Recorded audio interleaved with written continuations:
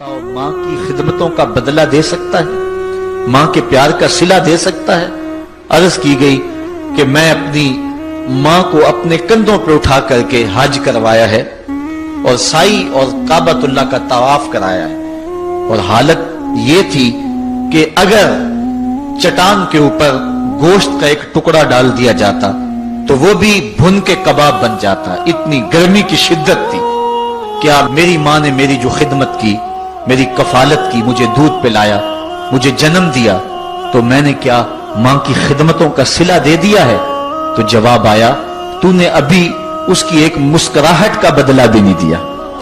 माँ जब हंस के देखती है तो जन्नत की सारी कलियां खिल उठती, और बेटे की जिंदगी माँ के उस हंसने से जो है वो इबारत होती है।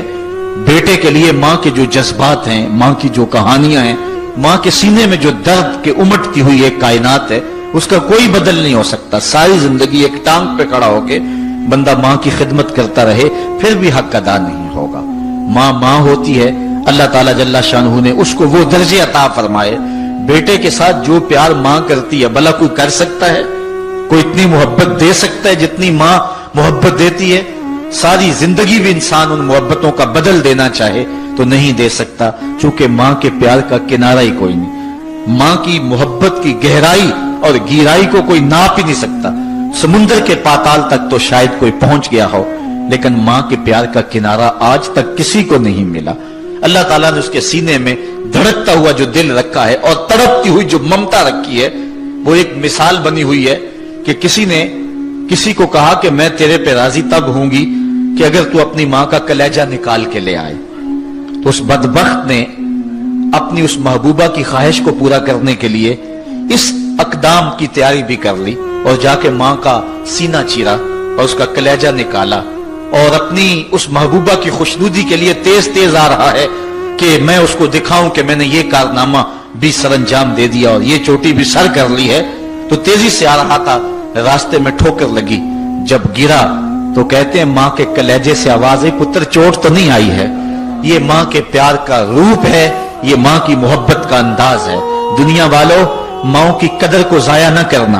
माँ के प्यार को और उसकी मोहब्बत का सिला दे तो नहीं सकते, लेकिन सारी जिंदगी माँ की नौकरी करना और अपने बाप की जिंदगी के अंदर कभी भी नाफरमानी न करना, ये सादतमंदी और खुश नसीबी होती है।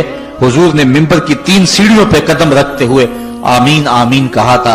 तो बाद में पूछा गया, हुजूर आपने हर सीढ़ी पे कदम रखते हुए आमीन कहा, तो ये क्या माजरा था? फरमाया, जिब्रील आए थे, उन्होंने मुझे कहा था उस शख्स की नाक खाक आलूद हो जो माह श्याम रमजानुल मुबारक को पाए और फिर कसरत इबादत से अपनी बख्शिश न करवा सके। तो मैंने आमीन कहा।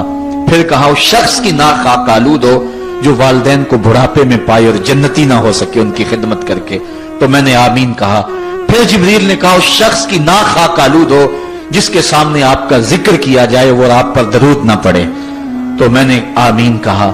तो वो शख्स कितना बदनसीब है जो वालिदैन को नाराज कर लेता है।